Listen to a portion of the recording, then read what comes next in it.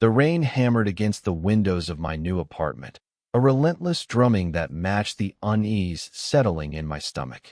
I'd inherited this place from an uncle I barely knew, Elias Thorne, a recluse obsessed with preserving old technology. The listing had mentioned a utility room, but it wasn't listed on any blueprints. I cautiously stepped into the room, the scent of ozone stinging my nostrils. I spotted an IBM PC, a true relic, its beige plastic casing scratched and worn. It sat on a cluttered desk surrounded by tangled wires and obsolete peripherals. On a whim, I plugged suddenly. The computer began recording itself. A red light flashed on the monitor, and a grainy video feed appeared. I was walking through this very room, talking about finding it, just like I was now. My voice echoed unervingly, distorted by the camera's lens. The footage continued as the recording progressed. I noticed something even more disturbing. A figure appeared in the periphery of the frame, Elias Thorne himself, standing silently behind me. His face was obscured by shadow, but his eyes were fixed on the camera with an expression of profound sadness. I frantically tried to restart the computer, but it wouldn't respond.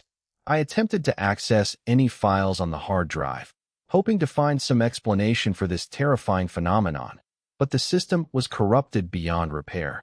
Determined, I grabbed a different machine, an older Apple. The recording continued its frantic loop. Elias Thorne's face grew closer, his eyes burning with an unnatural intensity. Then, in the final frame, something shifted. He wasn't just whispering. He was speaking directly into my mind, a cold, static voice echoing within my skull.